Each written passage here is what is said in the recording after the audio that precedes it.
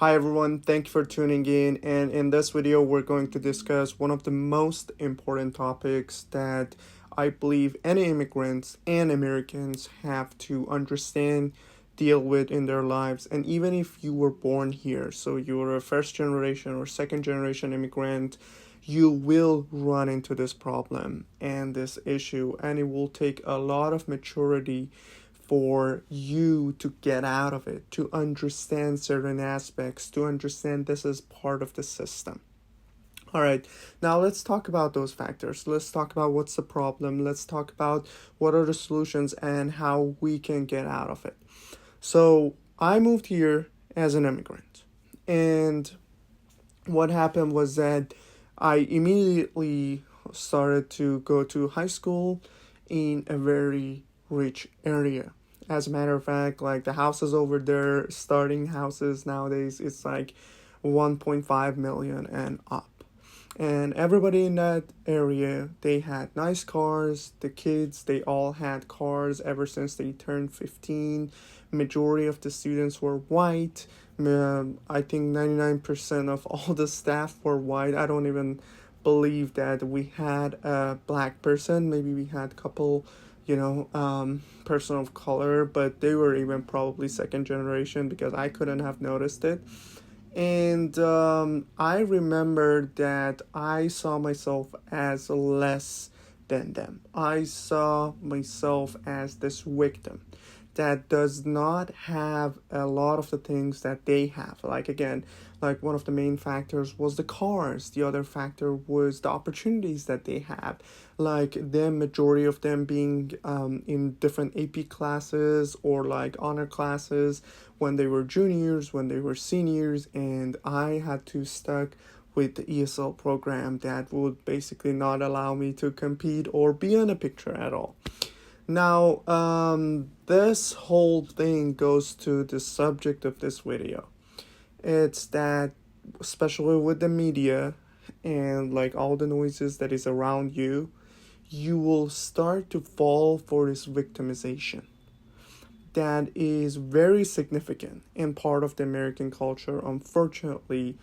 And we should say it probably got highlighted since 2020 and with the whole George Floyd incident that took place.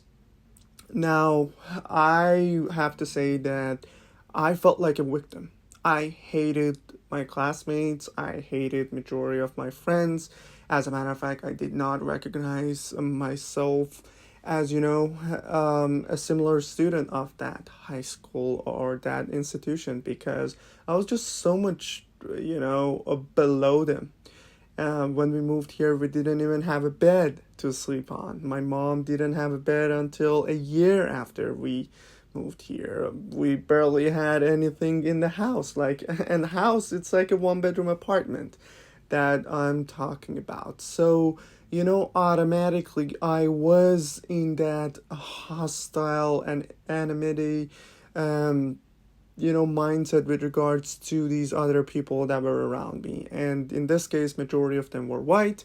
So automatically, I started to put myself in this immigrant or person of color category because I'm more brown than them. And then in addition, I moved here, I had an accent, we didn't have anything. And then them as this group of white people, And again, it's just that feeling that I'm always behind, that they're the cause of it, that they have more than me. It was just cycling through my head. And it was the same thing and even got worse and highlighted.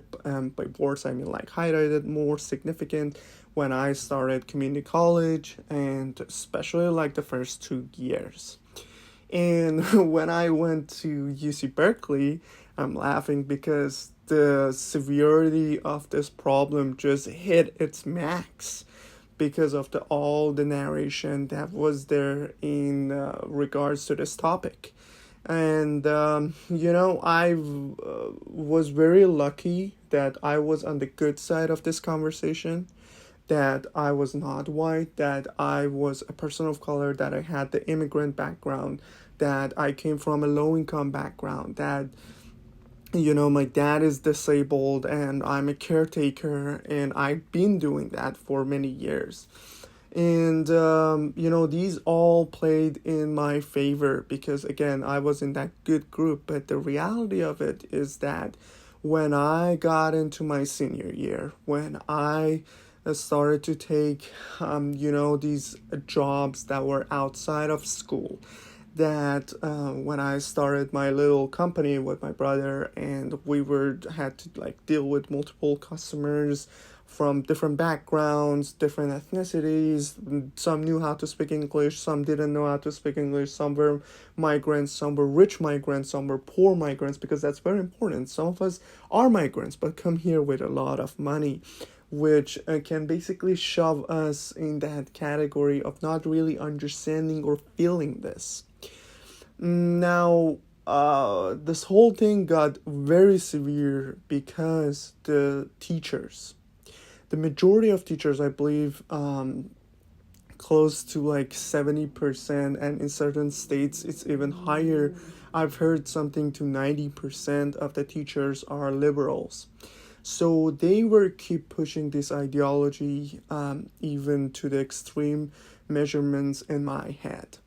And by having me reading certain books, by having me discuss that, hey, but this perspective, we should remember, comes from this rich white individual who at least had a house, who did not have to work, who had the ability to just sit there and write and write.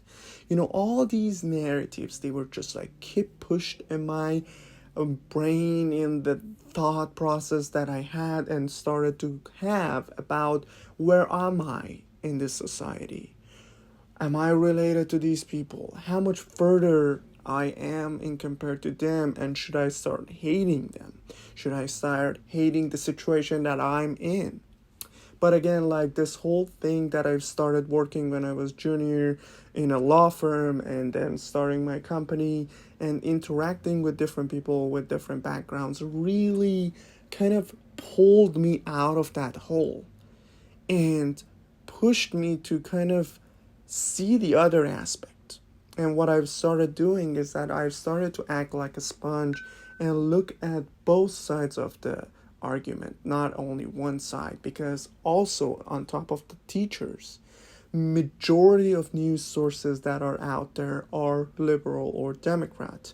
So, and we can see this whole thing basically debacle with what Elon Musk has said or showed on X, where you would see that when he was trying to look up a certain name's president, it will not even show up, or when they did, I believe David Sachs was the other person who was vocal about it. When they did, it will show these negative news about that individual, but positive news about the other candidates or candidates nominee. So the combination of teachers, the combination of the news that were out there, really pushed me into that extreme. But the whole thing of interacting with different people kind of pulled me back. And of course, being part of the philosophy department and liking taking these courses like political philosophy classes and all of that, the first thing that you learn, especially from like Nietzsche and other people, is that you just don't want to be that ship that follows everybody else.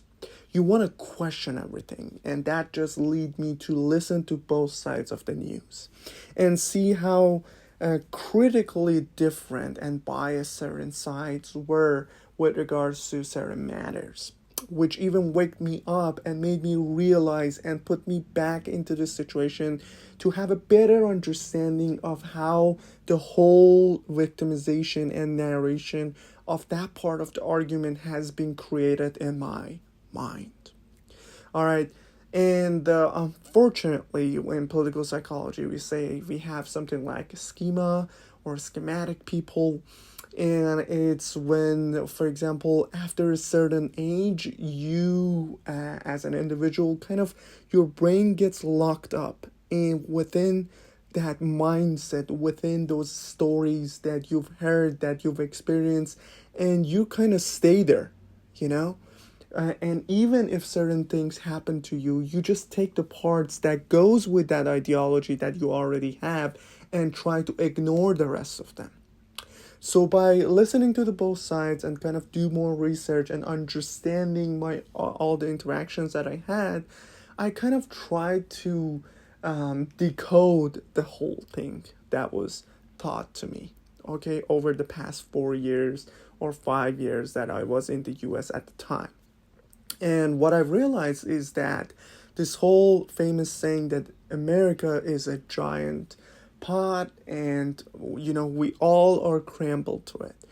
Some of us moved here earlier, some of us moved here with more money, some of us moved here with the similar skin color as majority of Americans, some of us are part of the minority, experienced certain things, were part of the history, saw the change, fight in different wars, and now you have the new generations coming up, and they're not all in the same category or from the same category.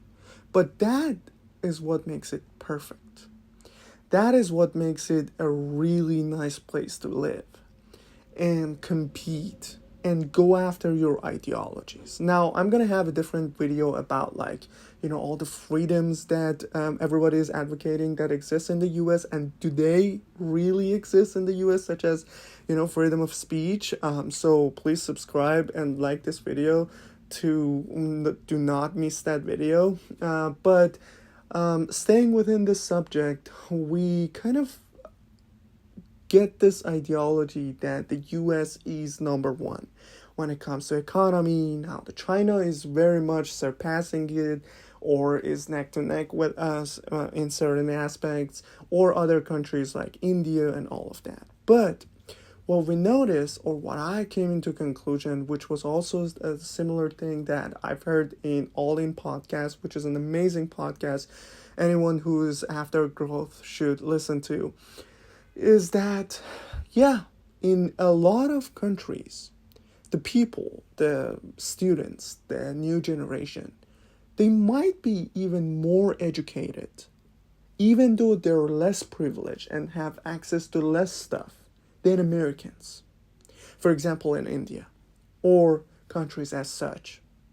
However, that educational level is not everything.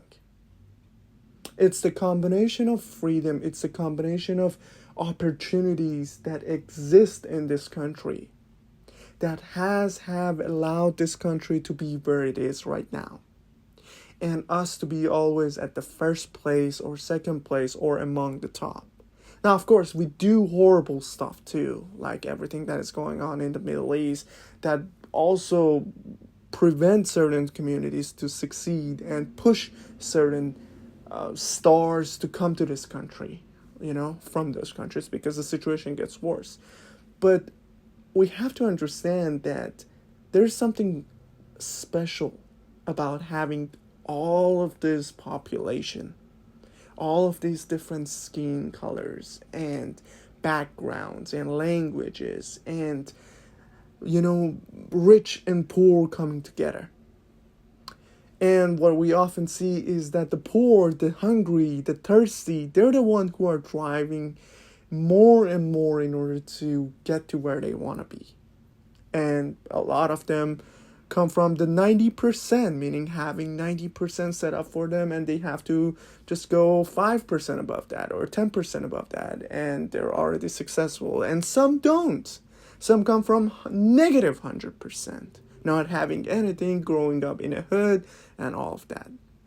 But when we look at the startups, when we look at all these great companies that start here, and I know a lot of them are managed by immigrants. I hear the other side of the argument as well. But we see that this giant pothole with all types of people has been working perfectly. Okay? So how about we zoom out? How about we look at all these difficulties that we have, that we're enduring as an immigrant, as a poor, as somebody who doesn't know the language, somebody who has to work 2 jobs, who moves here, because I did, as an opportunity.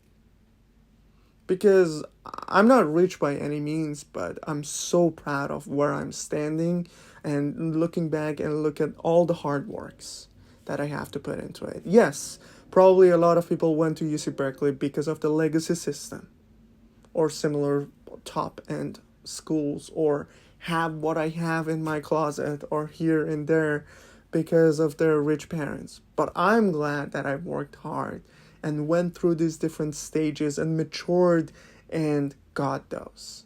And I was thirsty and I was hungry. That's why I was working in one of the top law firms when I was still a junior at university and was leading an organization, and I was pushing for my own campaign, for immigrants to have this, ESL accommodations. Okay, so we should, instead of getting into that victimization mindset, we should look at the positive aspects of it and everything that we bring on the table, that different name, that different accent, that different skin color, that dark hair, or anything that is, and say, hey, I'm special. That even gives me more opportunities. Okay, now the problem with going down that path, all right, which majority of teachers put it in your head, with majority of news just like shove it into your head every day, is that you feel miserable every day. You start hating certain people. And when you hate them, you take the time from improving yourself. You take the time away from planning where you want to go, who you are, and what you should do in order to be successful. And if this path is the right one, if it's not. So please, please, please, as somebody who was in that hole, who sees a lot of people still are in that hole at their 50s, 60s, and hasn't come out because they do not open their eyes. They do not question all the information, all the teachings that have been taught to them or told. Do that. Question them. Even question me. Even question everything that I've said here. But just understand the opportunities and how the system has worked perfectly. And not perfectly, but good enough to basically progress and be where it is today, because it has a lot of imperfection, but it's still performing much, much better than other countries and other systems. All right, I hope this video was useful to you. Again, I just did not want it to go so in depth because every single category that we have talked about, you can go a lot more deeper into it and discuss, hey, what's wrong, what's right, what you've been told, what you should think of, and a lot more. But please, as an immigrant, as somebody who is below that chart, below that average, just know that it's part of the game and endorse it and enjoy it rather than giving into it. Alright, I hope this video was useful to you. If it was, please like, share, and subscribe. Until the next video, and I'm doing my best to put out more videos. It's just that I've started something recently, so it really pushed me back with all the studying schedule that I have and this whole company-ish. But yeah, I'm back on track, and I will try to record multiple videos this week to make up for the gap that I put in putting out content. Thank you again for listening, and until the next one, peace.